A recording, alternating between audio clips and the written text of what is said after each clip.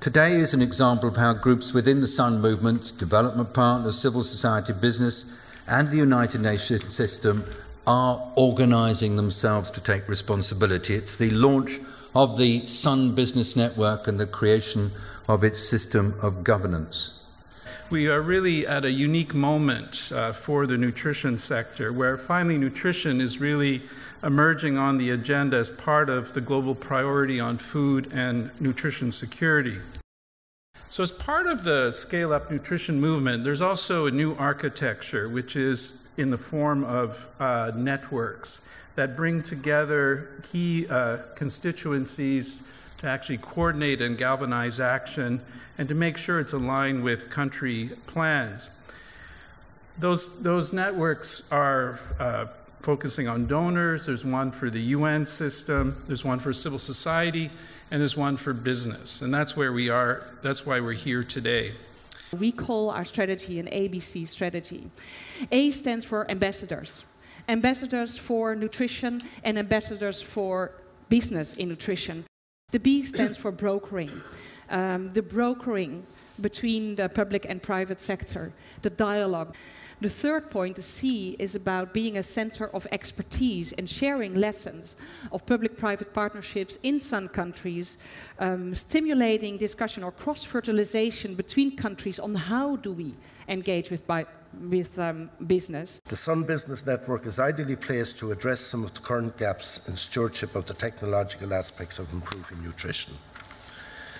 Sadly, however, nutrition is an area in which the role of private sector has been poorly perceived by many. This has led to a sometimes toxic relationship between some civil society groups and the private sector.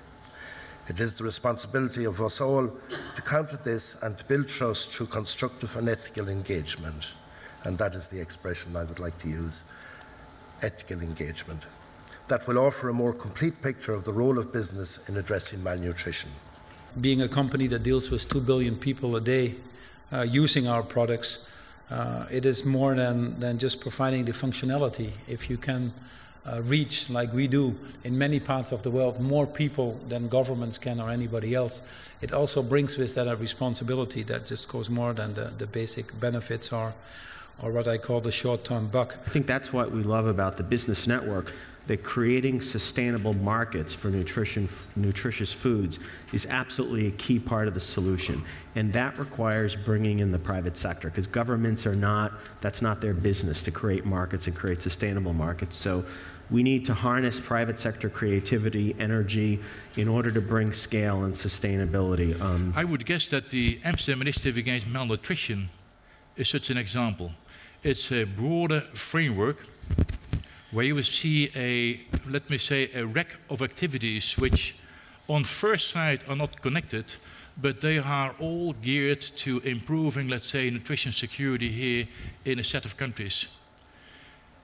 This is an experiment where you see that companies and different sectors are holding hands in progressing forward, because it's not a blueprint how to do that, but learning from each other collectively here is the way forward. I think the private sector can be very innovative, because they can experiment a lot, and we can work with them.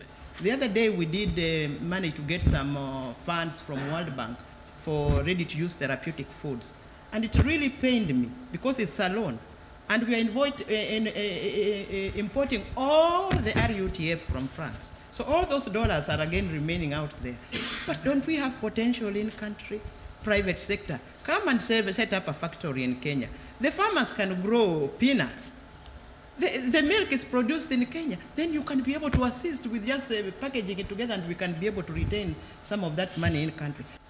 These approaches and models together have enabled us today to have more products in our portfolio, communicate to a lot of people, and deliver some volume and quantity which on our own could never have been made possible.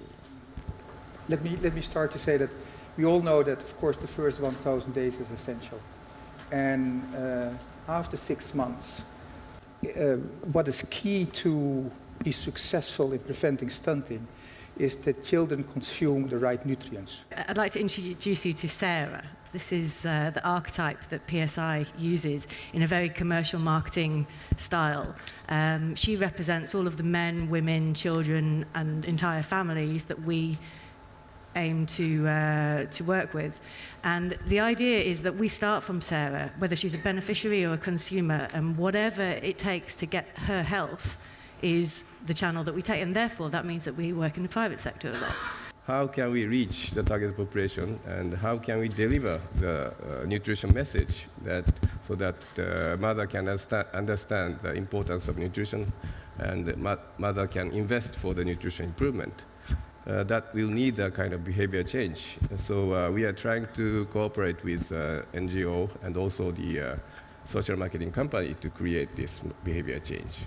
That we have upcoming in 2013 a set of unique opportunities to bring political focus on this issue and serious political commitment from a number of key governments, the UK, the US, Ireland, Netherlands, and the EU coming up with a nutrition communication later on in spring.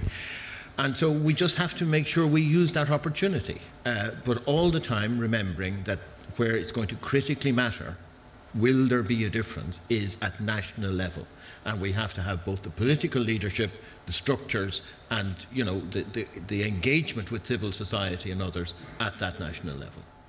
And my first challenge would be when we meet a year from now, we flipped it on its head, and 80% of the people here recognize business, and I'll come back, and the others that are here from civil society, donors in the UN, are here to act as our coaches and mentors. And I really would encourage that. But this thing isn't going to work if there's just 15 multinationals and another 50 transnationals and locals around the world. I think we've got to find a way to do that. If I look at it, what is needed is we need local entrepreneurs, we need global intrapreneurs, people like some of you representing large companies. Internally, you don't have an easy task because the business cases are certainly not always there yet. So there's a lot of convincing needed. And we need trust, which probably means transparency. So we need to agree on, with civil society, with government, is where do we need to be transparent about? Why is there always that issue of trust or distrust coming around the corner? You don't create a movement at events like this. You know that has to be owned at a local level. And so a lot of it has been creating that energy on the ground and translating that into a business reality. I think we are, as I said, planning to organize meetings at different country levels in different sun countries. You will hear later from Saeed about what we envisage to see as a center of expertise. It's more virtual. It's about how can we create this one-stop shop, this one electronic platform where we will share the experiences and the lessons in the different sun countries of what you are doing, as well as what governments are doing, as well as how can we engage in other sectors. The domain name is sunbusinessnetwork.org. There'll be a place here for you to share your insights, things you've learnt, things you'd like to share. The second main category is case studies. The third main area is around resources, so that's access to research, to results, to studies that have been done. So we've created a space for conversations to happen at the country level. You know, the wonderful thing about sun, it's like the sun. We all see it, we all know it's good, but we can't touch it. We can't feel it.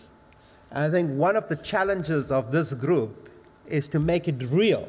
And when we talk about it becoming real, it must change lives of people for the better.